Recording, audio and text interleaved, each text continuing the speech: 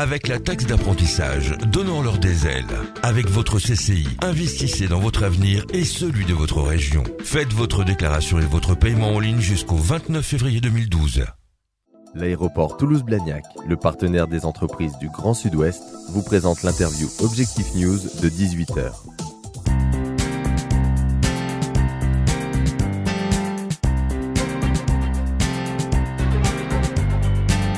Bonsoir, Jacques Picard est le président du tribunal de commerce de Toulouse et nous le recevons aujourd'hui sur objectifnews.tv. Bonsoir. Bonsoir. C'est important de vous recevoir aujourd'hui en cette période de crise ou de pré-crise parce que forcément le tribunal de commerce est un observateur privilégié de la situation économique des entreprises.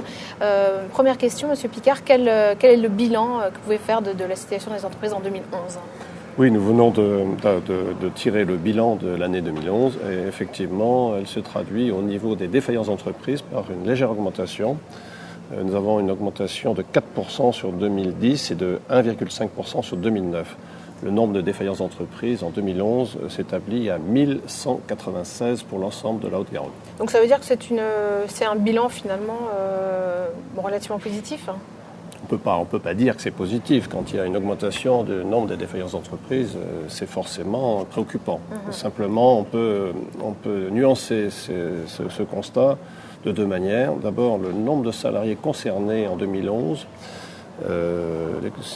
concernés par les défaillances d'entreprises, 2268 est assez nettement inférieur, est de 20% inférieur à celui qu'il était en 2010. Ça veut dire quoi ? Ça veut dire qu'en fait, ce sont des petites entreprises qui ont fait l'objet des procédures collectives. D'accord. Donc c'est plutôt des toutes petites PME, des TPE ? Oui, si on ramène les salariés concernés par rapport au nombre d'entreprises, en fait, on est à moins de 2 salariés par entreprise. C'est-à-dire que dans le lot, il y a énormément d'entreprises qui sont unipersonnelles et on commence à avoir des auto-entrepreneurs. Quels secteurs sont particulièrement concernés par ces défaillances ? Alors, année après année, en fait, on a toujours un peu la même typologie d'entreprises qui font l'objet d'une procédure collective, à savoir qu'il y a un bon tiers d'entreprises du bâtiment, un tiers d'entreprises du commerce, habillement, hostellerie et restauration. Et le troisième tiers est beaucoup plus diversifié, ce sont essentiellement des services. Vous disiez qu'il y avait une augmentation des défaillances de 4%. Il y a également combien de liquidations, de redressements judiciaires ? Alors, le pourcentage des liquidations judiciaires dans le nombre des procédures collectives a tendance à augmenter. Actuellement, je crois qu'il est autour de 65%. Ce qui nous ramène toujours aux petites entreprises où il n'y a pas de salariés, où il y a vraiment des grosses difficultés et également il y a des problèmes bancaires.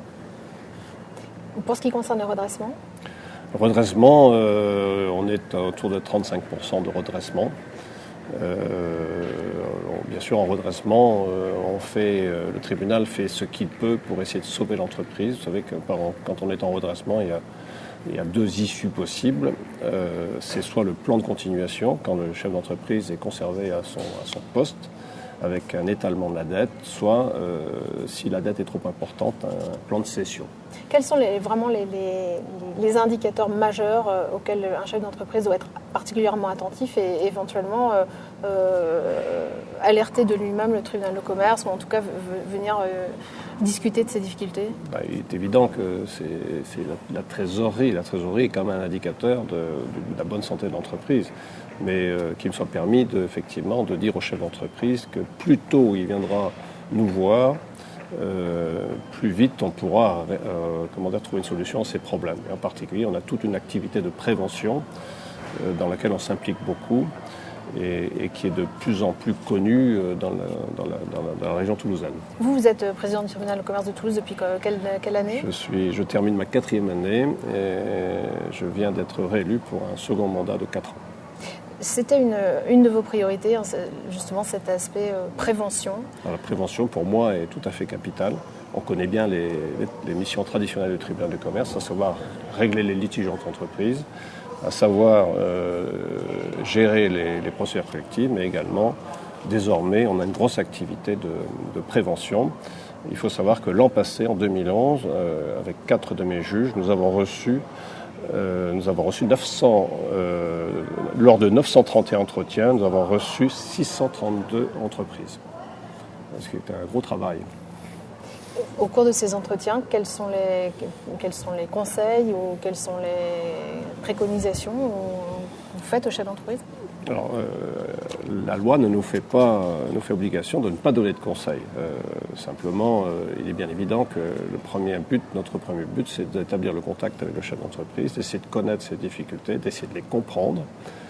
Et après, effectivement, avec lui, on peut lister les solutions qui s'offrent à lui. Peut-être que sur une telle ou telle solution qui nous paraît quand même la plus opportune, on peut peut-être insister de manière un peu plus claire. Mais quels sont les outils dont vous disposez en matière de prévention ? En matière de prévention, on a surtout un outil qui est le mandat ad hoc et la conciliation. Ce sont des procédures amiables qui s'adressent aux entreprises qui sont en difficulté. L'idée étant de placer entre le chef d'entreprise et ses créanciers un administrateur. Sur Toulouse, nous utilisons à chaque fois des administrateurs judiciaires dont le métier est de redresser l'entreprise. C'est une forme d'arbitre. Il peut aller voir les créanciers en leur disant « Écoutez, l'entreprise est en difficulté. Accordez-lui des facilités, étalez votre dette. Pendant ce temps-là, l'entreprise se réorganisera et ce sera du gagnant-gagnant. » Pour 2012, est-ce que vous faites vous-même des prévisions ? Est-ce que vous avez une idée de ce qui attend les entreprises ? Je suis comme tout le monde, je suis quand même inquiet sur 2012. Ce qu'on peut quand même dire, c'est que globalement, l'économie toulousaine se porte plutôt mieux que celle de ses voisins immédiats et même que l'ensemble de la France. Donc j'espère qu'on n'aura pas trop de défaillances de grosses entreprises. Il y a certains secteurs qui vous inquiètent, cela dit ? Oui, il y a certains secteurs qui sont très touchés. Je pense en particulier au BTP. Vraiment, il y a de grosses difficultés parce qu'il y a le plan de charge est en forte baisse. Également, bien évidemment, on a tout le problème du solaire. Ah oui, qui pâtit des modifications législatives. Beaucoup d'entreprises ont investi dans ce domaine-là. Les perspectives étaient bonnes. Et puis maintenant que il y a un retournement de conjoncture. Ouais. Qui a déjà des effets sur les entreprises toulousaines ? Sur certaines entreprises toulousaines, oui, absolument. Merci Jacques Picard, président du tribunal de commerce de Toulouse. C'est un plaisir.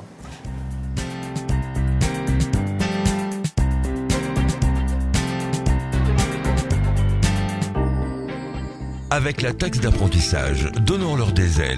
Avec votre CCI, investissez dans votre avenir et celui de votre région. Faites votre déclaration et votre paiement en ligne jusqu'au 29 février 2012. L'aéroport Toulouse-Blagnac, le partenaire des entreprises du Grand Sud-Ouest, vous présente l'interview Objectif News de 18h.